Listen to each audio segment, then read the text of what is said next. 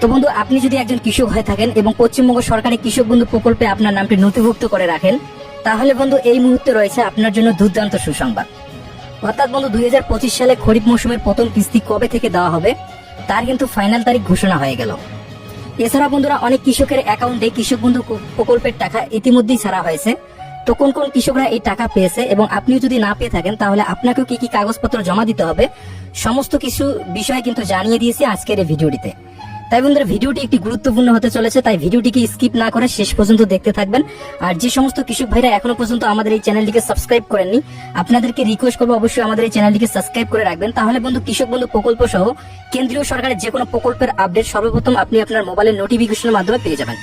তাহলে চলুন বন্ধুরা দেখে নেওয়া যাক আজকের এই প্রতিবেদনে কি বলা হয়েছে।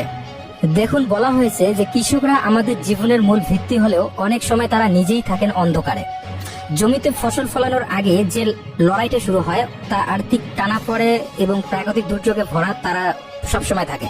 তো এই সমস্যা মেটাতে পশ্চিমবঙ্গ রাজ্য সরকার এক দারুণ উদ্যোগ নেয়, কৃষক বন্ধু প্রকল্প। এই প্রকল্প চালু হয় 2019 সালের 1 জানুয়ারিতে। মুখ্যমন্ত্রী মমতা বন্দ্যোপাধ্যায়ের ঘোষণা অনুযায়ী এই প্রকল্পের মূল উদ্দেশ্য ছিল জমির মালিক বা কৃষকদের আর্থিক সহায়তা ও সামাজিক নিরাপত্তা দেওয়া।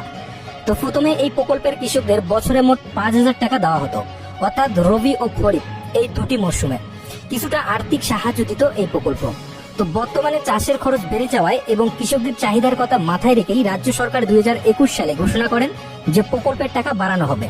তো যাদের 1 একর বা তার বেশি জমি আছে তারা বছরে 10,000 টাকা পান দুটি কিস্তিতে, এবং যাদের 1 একরের কম জমি আছে তারা প্রতি কিস্তিতে 2,000 টাকা পান, অর্থাৎ বছরে মোট 4,000 টাকা করে পান।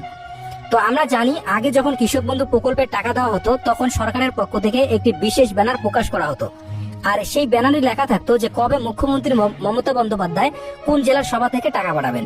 তো তবে 2024 সালের প্রথম ও দ্বিতীয় কিস্তির টাকা কৃষকদের অ্যাকাউন্টে পাঠানো হয়েছিল কোনো অনুষ্ঠান ছাড়াই। তবে এই বছর অর্থাৎ 2025 সালের প্রথম কিস্তির টাকা ফের মুখ্যমন্ত্রীর সভা থেকে দেওয়ার সম্ভাবনা রয়েছে। গত বছরের রবি মৌসুমে টাকা দেওয়া হয় 22 নভেম্বর। তবে অনেক কৃষক তখন কাগজপত্র ঠিক না থাকার কারণে টাকা পাননি।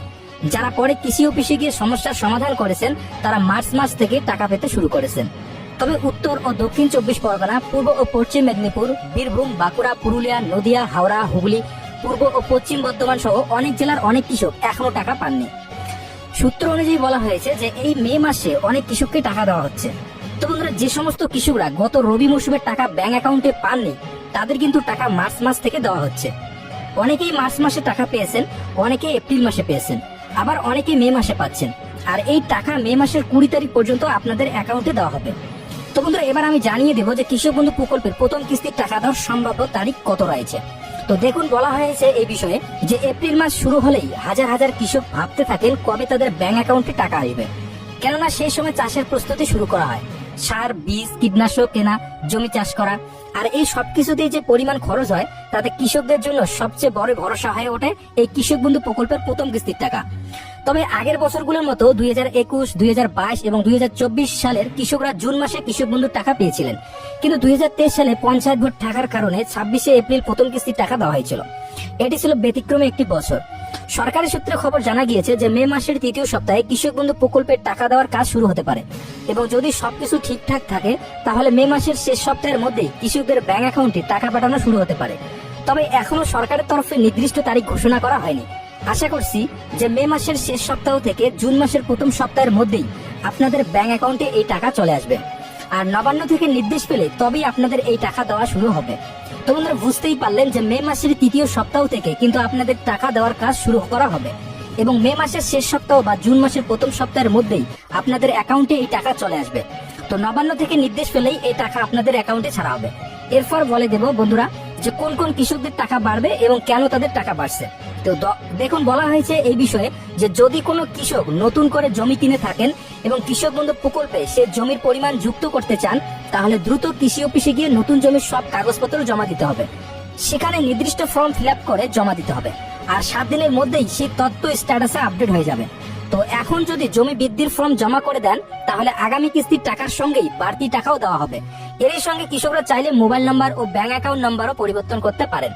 তো বন্ধুরা, বুঝতেই পারলেন কৃষকরা কিন্তু এর সঙ্গে মোবাইল নাম্বার ও ব্যাংক অ্যাকাউন্ট নাম্বারও পরিবর্তন করতে পারবেন। উদাহরণস্বরূপে বলি, যদি কোনো কৃষকের আগে 1 একরের কম জমি ছিল কিন্তু বর্তমানে জমি কেনার ফলে 1 একরের বেশি জমি রয়ে গেছে, তারা আগে বছরে পেতেন 4,000 টাকা, কিন্তু অতিরিক্ত জমির ফলে অর্থাৎ বর্তমানে জমি বাড়ার ফলে তারা যদি সেই অতিরিক্ত জমির বাড়ানোর ফর্ম ফিল আপ করে কৃষি অফিসে জমা করে দেন, তাহলে আগামী কিস্তি থেকে 5,000 টাকার বদলে 10,000 টাকা করে পাবেন সরাসরি ব্যাংক অ্যাকাউন্টে। তো অর্থাৎ বন্ধুরা বুঝতেই পারলেন যে এই সমস্ত কৃষকরা আগামী কিস্তি থেকেই অতিরিক্ত টাকা পাবেন ব্যাংক অ্যাকাউন্টে। তো বন্ধুরা আজকের আপডেট এতটুকুই। তো আজকের আপডেটটি আপনাদেরকে কেমন লাগলো তা অবশ্যই আপনারা কমেন্ট করে জানাবেন। আর যে সমস্ত কৃষক ভাইরা এখনো পর্যন্ত আমাদের এই চ্যানেলটিকে সাবস্ক্রাইব করেননি, আপনারা অবশ্যই আমাদের চ্যানেলটিকে সাবস্ক্রাইব করে রাখবেন। তাহলে বন্ধু কৃষক বন্ধু প্রকল্প সহ কেন্দ্রীয় সরকার সর্বপ্রথম সকল আপডেট সবার আগে আপনি আপনার মোবাইলে নোটিফিকেশন পেয়ে যাবেন। দেখা হচ্ছে আর একটি নতুন ভিডিওতে, ততক্ষণ সুস্থ থাকুন, টেক কেয়ার।